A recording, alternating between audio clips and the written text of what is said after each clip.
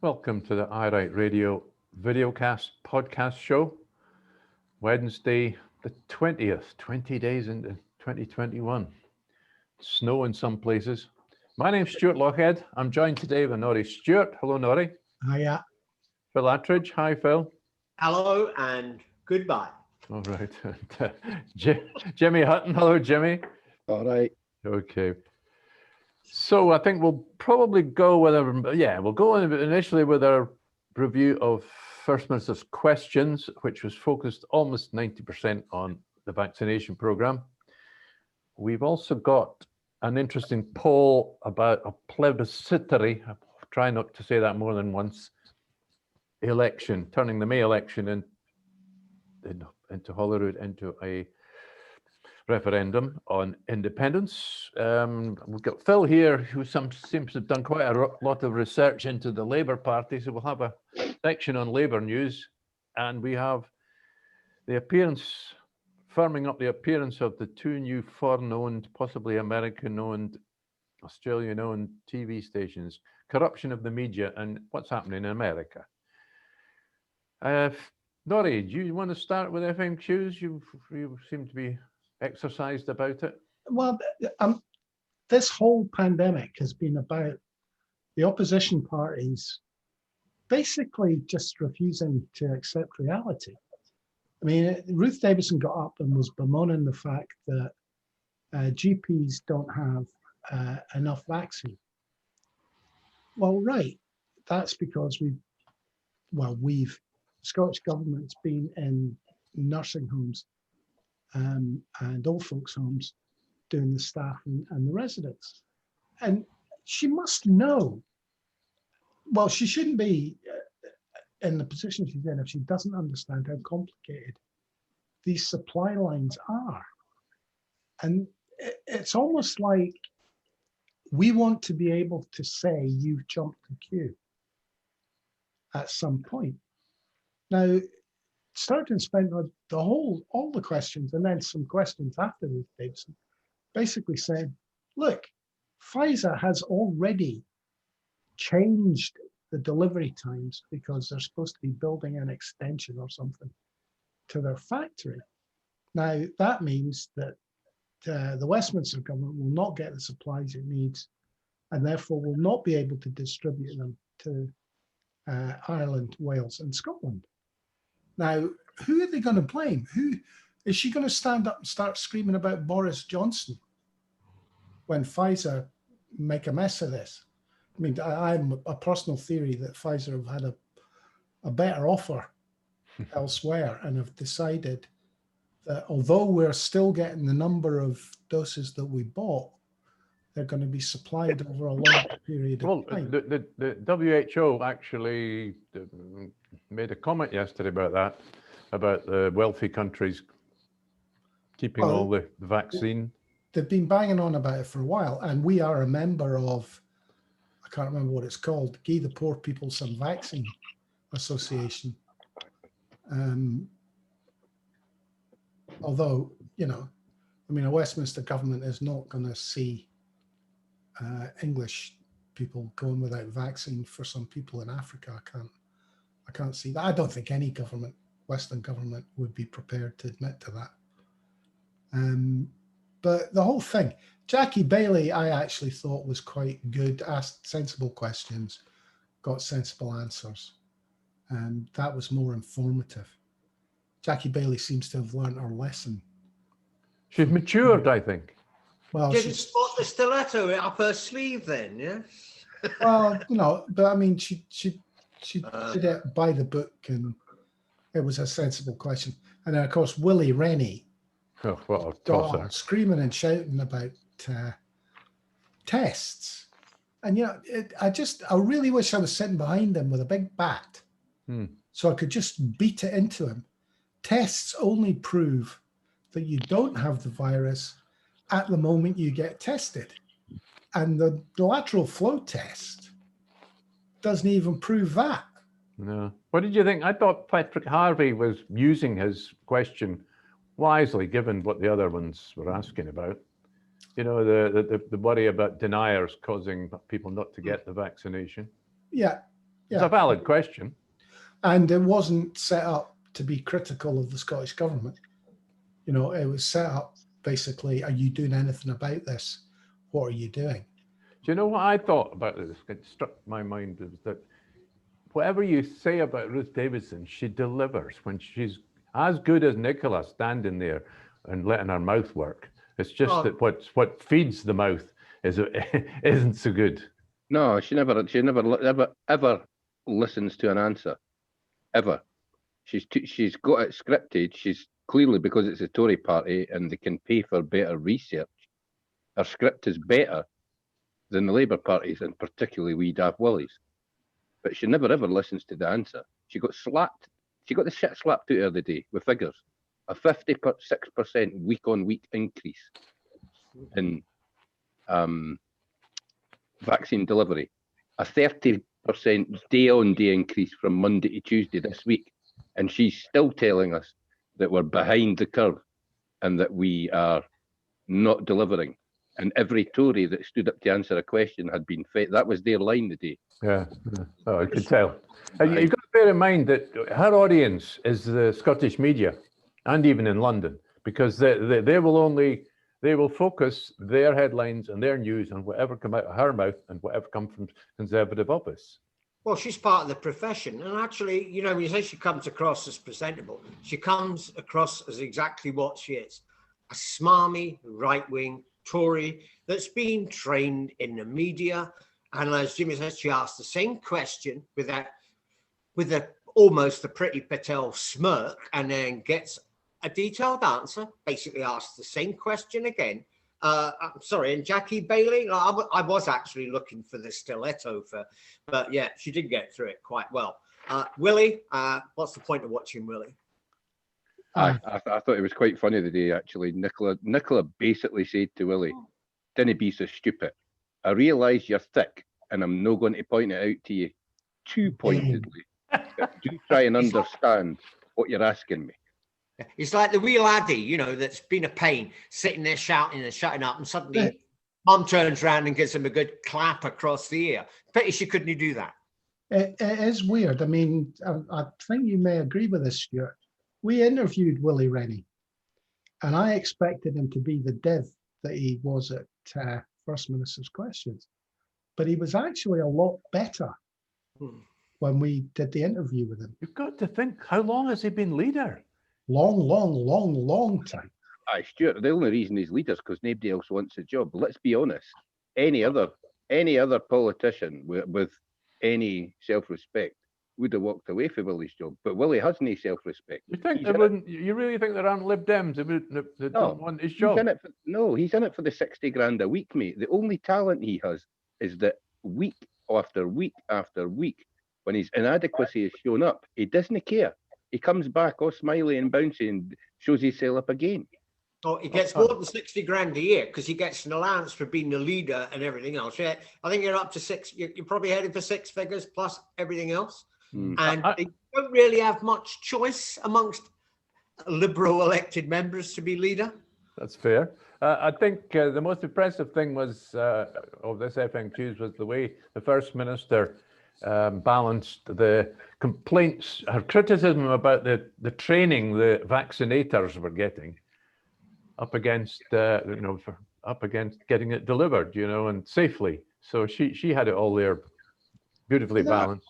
But that's another one, right? I mean, one of the things that they need to qualify in is fire safety. Okay, what are the chances that the tent they're delivering it in goes on fire? Infinitesimal. But what if it did? They actually Can you imagine the mayhem? Yeah, well, the bottom line is the Scottish Government has to cover themselves. They have to be shown and taken through the fire policy. It's just standard practice. I mean, it's let's get them all out there vaccinating to hell and back.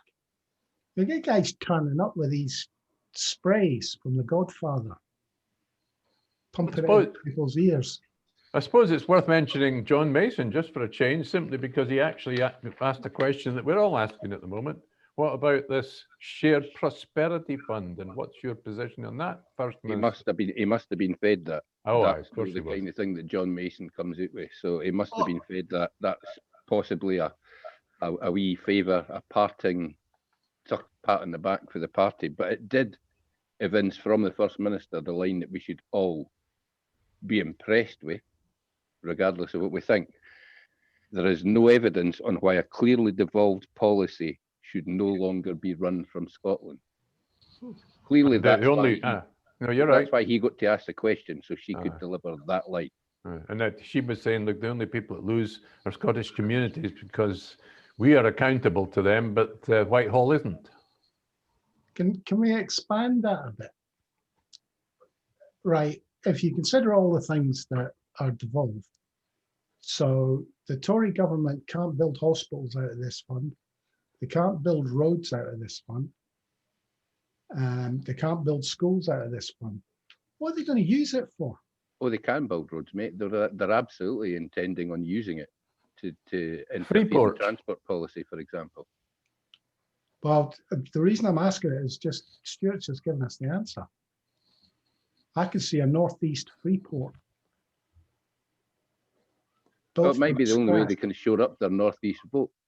But frankly, I'd be surprised if they get planning permission, because in the council elections, Labour and the Tories will get absolutely hamstrung. SNP will win Aberdeen next time. What about a Freeport, Aberdeen or Peterhead with a ferry across to Denmark or something? You're forgetting. They're not going to run a ferry across the North Sea, mate. They'll do, Westminster will do what they like. As long as you're in the Union, if they want to put a Freeport anywhere around this island, they will.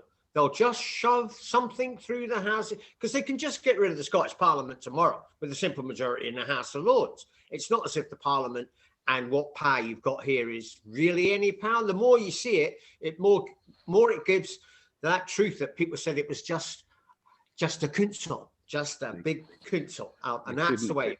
They'll do whatever they like, and they'll get the support of Keir Starmer. Man, they can't possibly just get rid of Holyrood. That would be political suicide. There's no intention of doing that either. They just intend to defenestrate it. Yeah. Same difference. Same No, difference. really, mate. If they shut Holyrood, Scottish people take to the streets. If they hamstring it, it's a different thing altogether. It's the old boiling a frog thing. Just a wee bit power away here, a wee bit power away there. No, they'll just saute you. The frog tastes better when it's sauteed, Stuart. I'm not sure if that's a good analogy, Stuart. Because both with that fund and the internal market bill, they've cut a fair bit away. Oh, they've got the I don't know what the word is again. They've actually got the legislation in place to let the officials go ahead. Well, I mean, they've just voted on opening up the NHS to trade deals. And that means the Scottish NHS because of the internal market bill. There you go. It'd be interesting to see if Joe Cherry in a Twitter exchange yesterday intimated to somebody that the Supreme Court decision upon the Sewell Convention might need revisiting, because the Supreme Court made that determination based on the fact that it was a one-off. And it's not going to be a one-off. They are going to constantly disregard the wishes of the Scottish Parliament. So it might very well be worth going back to the Supreme Court and saying, would you like to take another look at that decision based on the behaviour of the Conservative Party since you made it? Here's hoping. Shall we move on to the topic that's been exercising most of the independentistas for the last day, which is this poll by Scott Goes Pop. Jiggett, no, not Jiggett, sorry, Scott Goes Pop. James Kelly. Anyway, the short version of that poll is that 55% of people asked, as opposed to 45% of the people who were also asked, but they said yes to turning the May election into a plebiscite on independence. I think we'll let Jimmy go on that one first, Jimmy. Well, cracking number. First point, wanker of the week goes to James Kelly for actually holding on to the decent bit of information from his poll till the very last, giving us all the crap that we didn't necessarily want to hear first. He didn't want to ask the question. I assumed that he just wanted to drive more traffic to his blog, mate. That's the headline figure. That's the important thing that came out his blog, and it's the last thing he bothered to his poll, and it's the last thing he bothered to tell us. It's an interesting finding. I think it'll be roundly ignored by the SNP though, because it's the last thing that they want to hear. Is it not stirring up the pot though? It'll enthuse all the anti-Plan A, anti-Section 30 people. Sorry? Do they think they need enthused, do they? It's not practical. I mean, even if it was to end up being a plebiscite in reality, it would be ignored. And you know, this isn't a plebiscite. This got nothing to do with Scottish independence. This was an election to Holyrood. It was all about education, ambulances, and how many sheep can you keep in a field. Vaccines. That is what Westminster will say. Yeah. And even if every single person that votes in it believing it's a plebiscite, they'll just Is there a second route now that we've seen the popularity of turning it into a plebiscite? Does it open another avenue that we haven't thought of? No, it opens the one that I told you yesterday. Win the election, and then when they knock you back and tell you that they're going to do nothing for the next 5 years, collapse the parliament. Now, who mentioned that? Somebody else brought that up in the last 24 hours. Yeah, there was something in the papers about that. Somebody stole Jimmy's idea. Maybe they were listening. Because don't forget, we're getting more trailer, Jimmy's ad.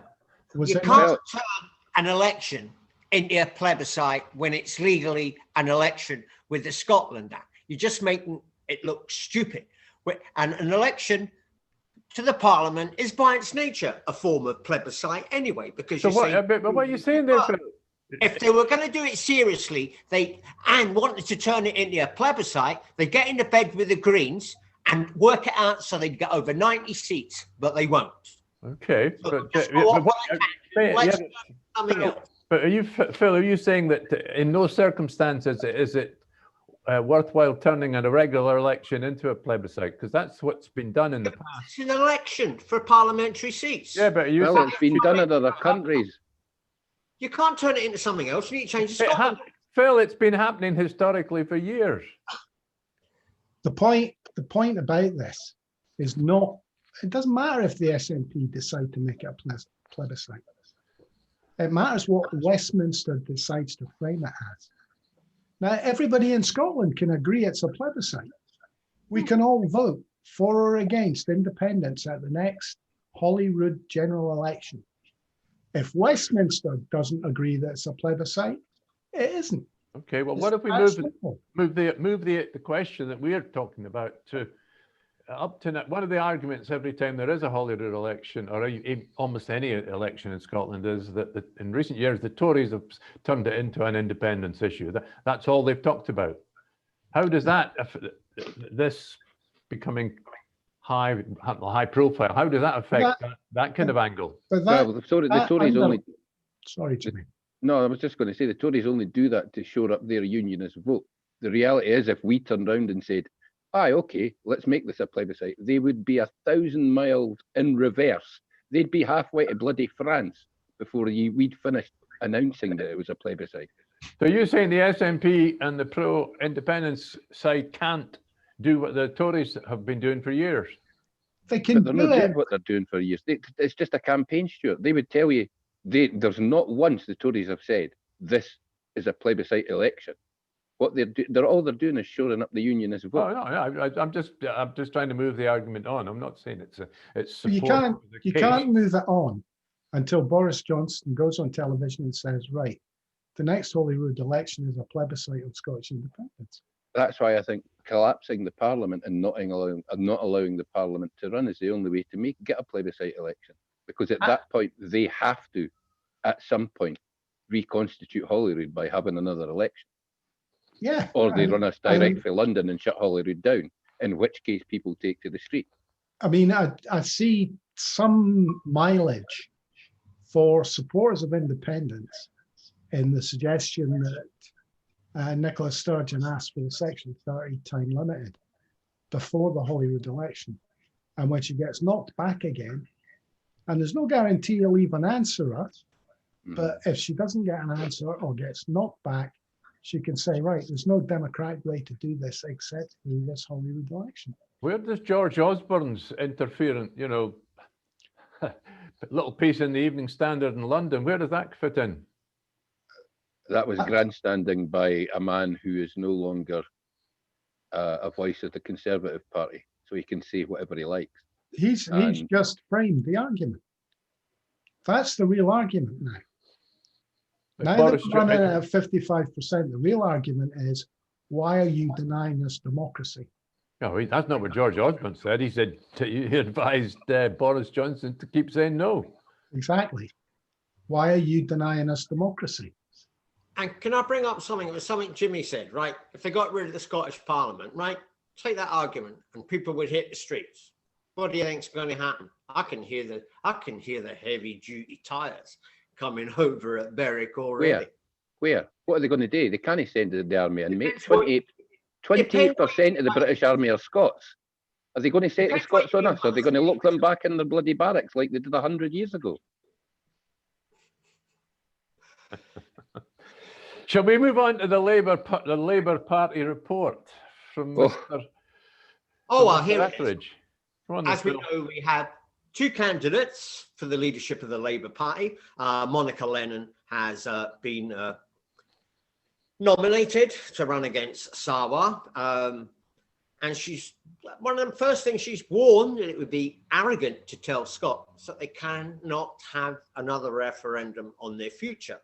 She does back a Devo Max option appearing on it.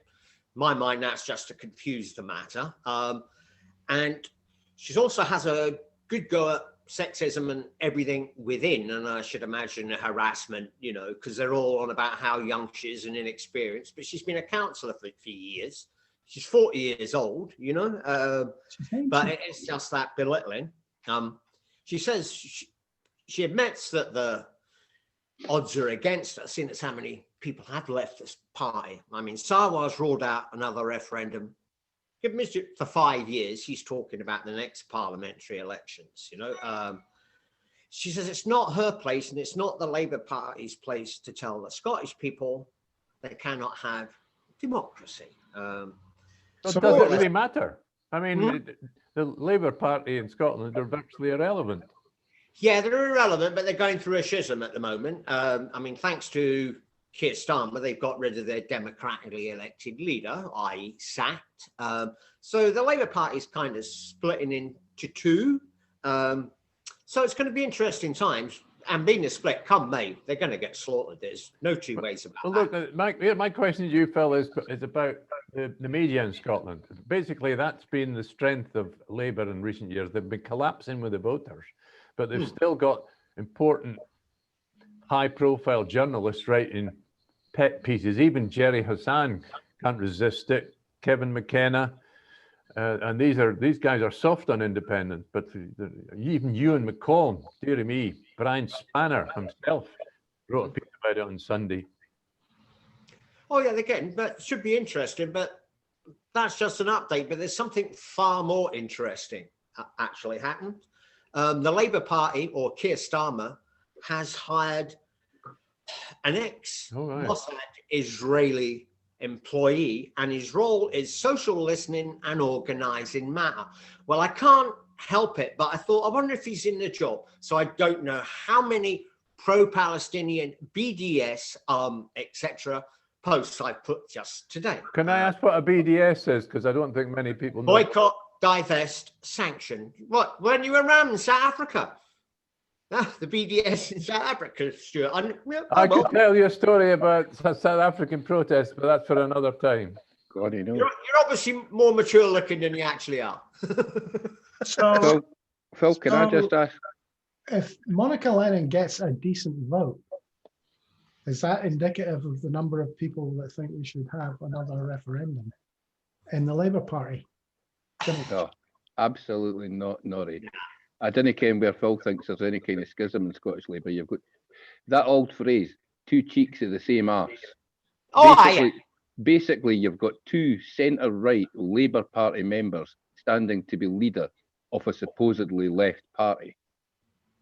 And frankly, I wouldn't be at all surprised if we have a little meeting of minds 2 or 3 weeks into the campaign and you're looking at leader and deputy.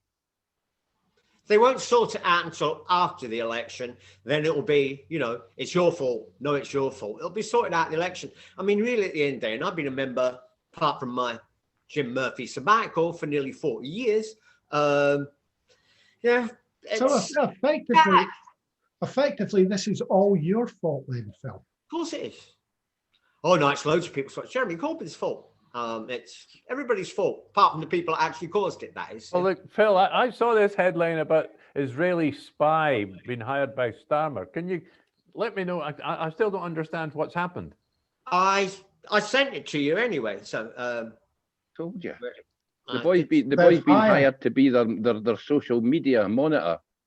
In other words, he's going to use whatever algorithms he was taught whilst he worked for Mossad to weed out all the people like Phil from the party, make sure that he hold it, you've been posting this, and Phil will be gently encouraged not to bother being anything to do with Labour in future, because basically, Keir Starmer, I'm quite happy to say it, Keir Starmer is owned by the Israeli government. Oh, the funding that he got to run his campaign for leader, I didn't believe it was just 60 grand that came out of Israel. I believe about 50% of his funding came from Israel, because let's be honest, they're probably the best on the planet at hiding funding streams. They're no daft, they're no stupid enough like the Tories to have to run it through Northern Ireland and get caught.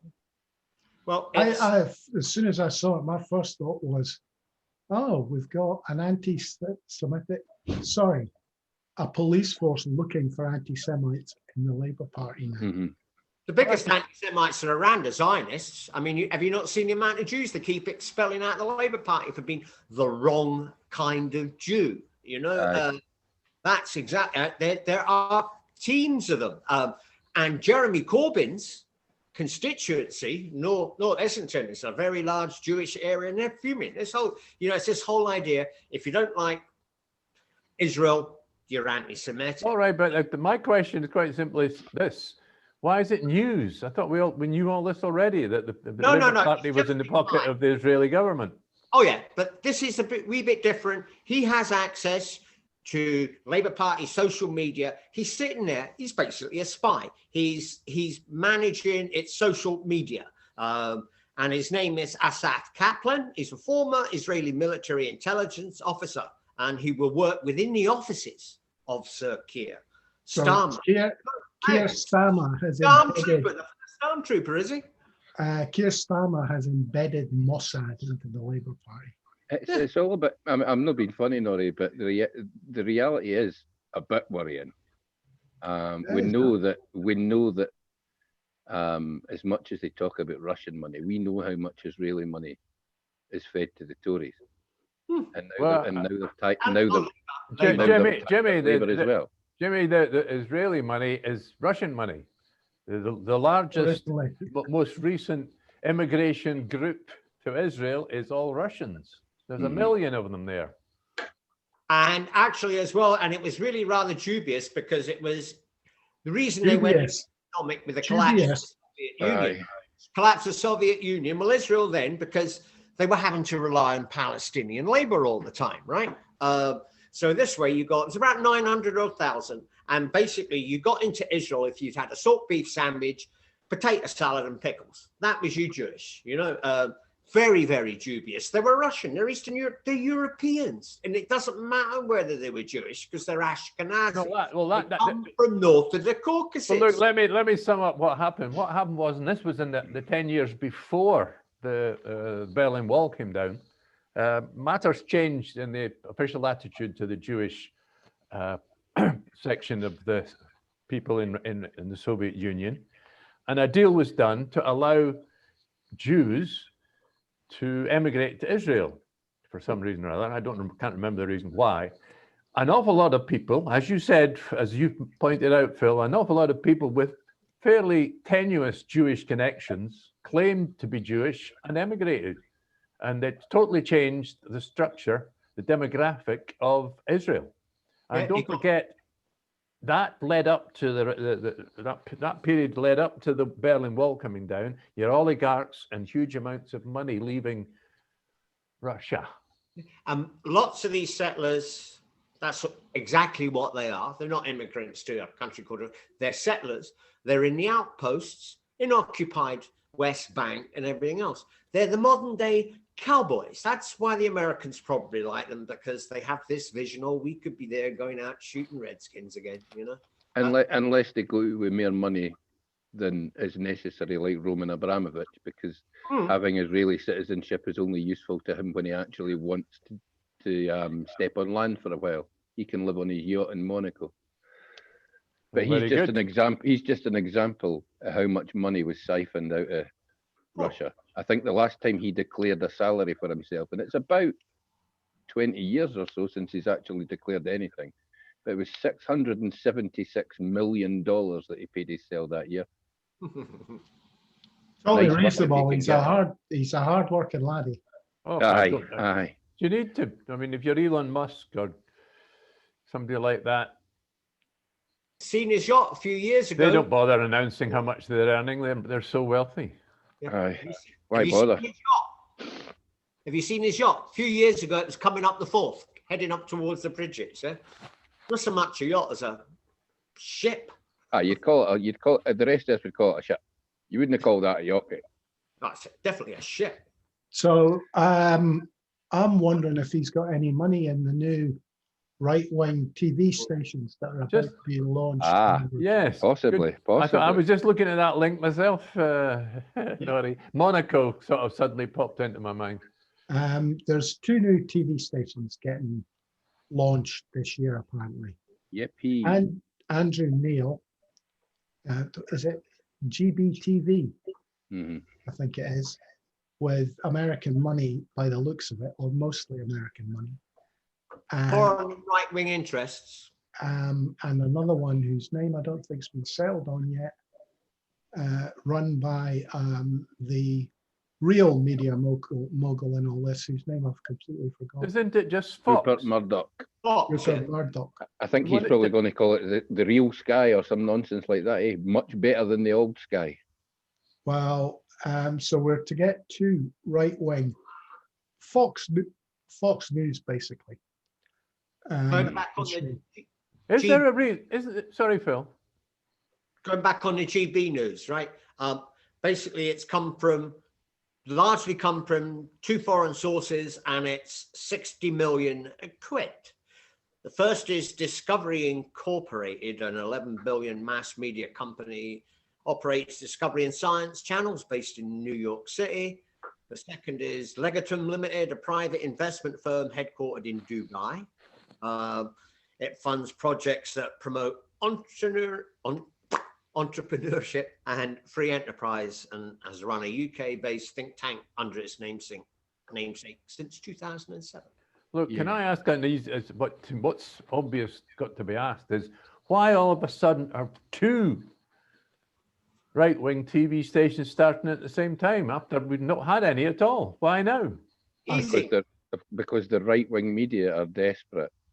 They didn't think they've got enough influence. They only own about 80% of the newspapers in the country.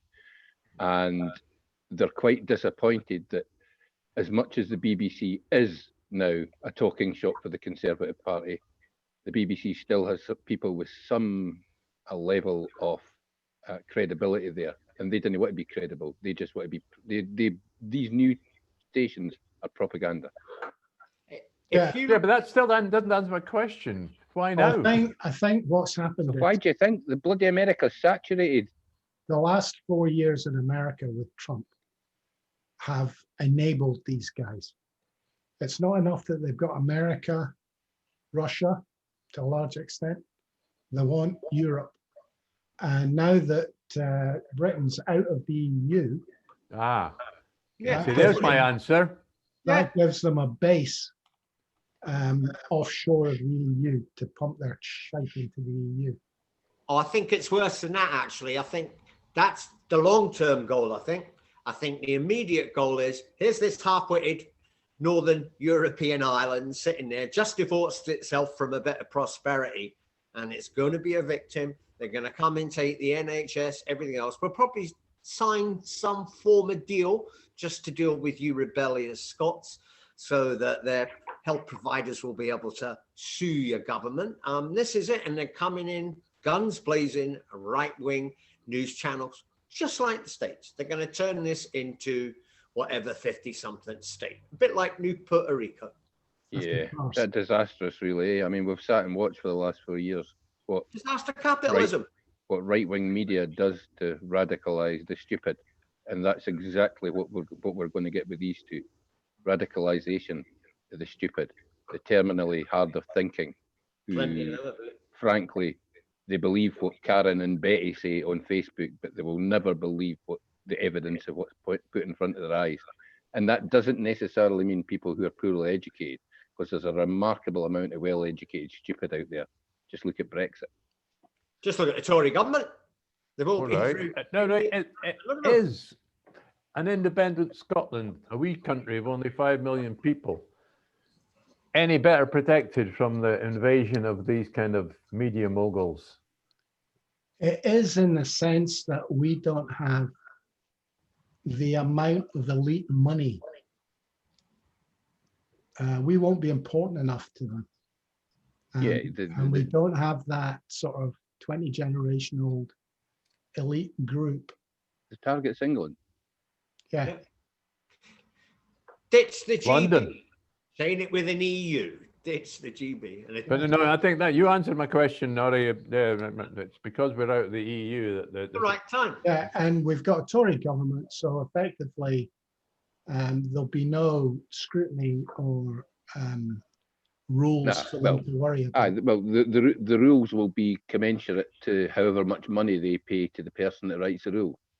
Yeah, effectively. Has anybody ever watched Andrew Neil on Spectator TV? No. It's a great advert for the worth of technicians. The work of technicians. But seriously, I mean, Andrew Neil was always pristine, well presented whenever he was on the BBC. But watch him on Spectator TV where he's sitting in his living room. I felt like phoning him up and saying, Andrew, go on and employ one of the boys that looked after you at the BBC. He looks like a decrepit old man. Well, Does he have a decrepit old man. Does he have a Union Jack behind him like Keir Starmer now? Keir Starmer sits in his living room on his settee with a Union Jack beside him. Have you seen it? Marvellous. I'll have to get one. I must get a Union Jack backdrop. While we're on the subject of people like Andrew Neil, Piers Morgan is carrying on with his personal campaign to be the opposition. What's he done now? What did he do yesterday? He did something, did he not? He's the only high-profile journalist, media, electronic journalist that challenges the government at the moment. So he's the only one that's wrong. And yet he was very close to Trump at one point, wasn't he? He was. Oh, exactly. Very Never mind he was Trump. very close to Trump. He's a creature of the government. The fact that people are up waving flags because a clown like Piers Morgan appears to be the opposition shows you what effectively what a one-party state England is. He's a hero. He's no opposition at all. He's a creature. Yeah. And the fact that he's on the telly making a few of these government ministers look a bit stupid for 20 minutes, and you think that's opposition, they've already won at that point. They didn't need their two news stations. They've already got England under their heel. Astute as ever, Jimmy. I can't. You give me my answer to that question as well. While we were on about Andrew Neil, Yes. can I just direct folk to Holyrood.com?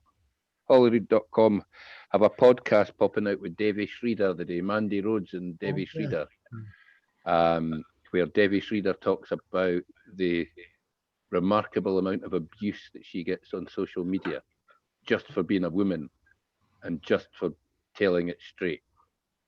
You know, people are absolutely slating that lassie calling her all kinds of names and questioning her politics. And she doesn't have any politics. She's telling you. She just tweeted that had Scotland been independent, it would have handled the pandemic better. Yeah, and there's scientific reasoning behind why she tweeted that. If you read that article, she's bang on the money. She says exactly what we say. Don't forget that she's also black and foreign. Yeah, I think that it certainly adds to the abuse that she takes. She's been a bit of a darling of the media. I think Channel 4 News have used her quite a lot, and Channel 4 News is probably as close as you can get to a reputable news service in this country. Been a while since she's been on the beam. Is it? She pops up on Al Jazeera, Euronews. She pops up on anything, not just here. I think one of the most important things is the fact she answers the questions that people ask her. That's why the politicians didn't like her, because that's not their job. Politicians didn't want to answer the questions that people ask. But as a scientist, if somebody asks her a question, she'll give them the answer. But to some extent, the fact that she's American, or maybe she's not American, but it's got an American accent, that doesn't mean that she's American, but she comes across as American. That gives her credibility that she wouldn't otherwise get in our kind of media. Oh, I don't know about that. Donald Trump's got a pretty broad American accent, mate. Did they give him any credibility whatsoever? Did for a while, Jimmy. Totally agree with that, Jimmy. I hear when I hear an American accent coming on, first thing is suspicion, right? Yeah, no, American accent doesn't help me. European accents, I have a tendency to agree. You know, when Bernier and a lot of other ones are on, you think, oh, this seems a friendly. Yeah, but you're missing partly my point there, Phil, that an awful lot of people in this world who speak English do so with an American accent, and they're not American, because that's how they learn it. I think she is American, but it's just you shouldn't make that assumption. And stop being nasty to Americans. I forgot. Sorry about that, Phil. Nori. I'll have you know, some of the finest people I know are American. Yes, quite right too. Talking about that's no, I'll leave it. It's all right. I'm going to do something too personal. We'll leave it out. Has anybody got something that they're gagging to get off their chest before we wind up today? Yes. I'd like to have a pop at all these I can't use the language that I would use to them if they were in front of me. But I'd like to have a pop at all these women who appeared from nowhere last week to accuse Robin McAlpine, and you know I'm no fan of Robin McAlpine, but to accuse him of sexism and blatant poor mismanagement of Weal because they've forced him from his position. He's resigned as director of Weal this morning. I didn't know that. Yep, he stepped down. He's still going to be working within Weal, but he's no longer the director. So all these women that told you stories about how he'd spoken terribly to them and how a disgusting sexist he was, why did not one of you come forward in the last 3 or 4 years? You were all deployed, weren't you? You were all plants deployed to bring down Robin McAlpine. Oh, I didn't know anything about that. I didn't see that coming either. Is he still running the Jimmy Reid Foundation? I don't know about that one, mate. I just seen maybe it'll be an hour or so ago now, seen that he stepped down. He's still going to be working within Weal, but doing other things within the organisation. He's no longer director. The woke, unwoke thing? Is this the woke? There was a terrible row on Facebook over the weekend about Robin McAlpine. That his article really upset all the Nicola loyalists. Aye, it was all the Nicola chums that suddenly came out and told you what a sexist, disgusting person that he was and a terrible person to work with. Each one of them, well, certainly a lot that I read, seemed to go on to bigger and better things. So working under Robin at Weal didn't do their careers any harm. But it was nice of them to come out for the defence of Nicola and try and defenestrate the guy. And just to the female fans out there, if there's one or two, yes. I still think Nicola is a misandrist, and I think that's what's behind everything that's going on at the moment. Well, Well- sounds like a good place to wind up, but Norrie looks as though he's gagging to say something. Well, I was about to say, I think Jimmy just put the cat amongst the, I was going to say pigeons. Hawks might be a better word. Barry, I like hawks. Sharp talons. I'm happy to bite them off with what few teeth I've got left. I was going to use Nicola Sturgeon's quote today rather than Jimmy's for the headline. Don't haste you back. Aye, I liked that one. She was choking to get that one out today. Eh? Aye. May your drives never again be straight. Aye, he's never had a straight drive in his life. Have you seen the golf swing on the cloud? He moves his feet, for God's sake. I've seen better on a wet day at Craig and Tinney with a boy wearing golf shoes, a boy wearing trainers. He'd still had a better swing than it's Donald. Terrible. Every time, I have no idea why he plays golf. There you go. Because he doesn't have to talk to anybody. Right. Are we winding up now? You guys had enough? Aye. Good. Right. Go and say cheerio then. All right, there you go. Bye-bye, Donald. It's bye-bye, Donald.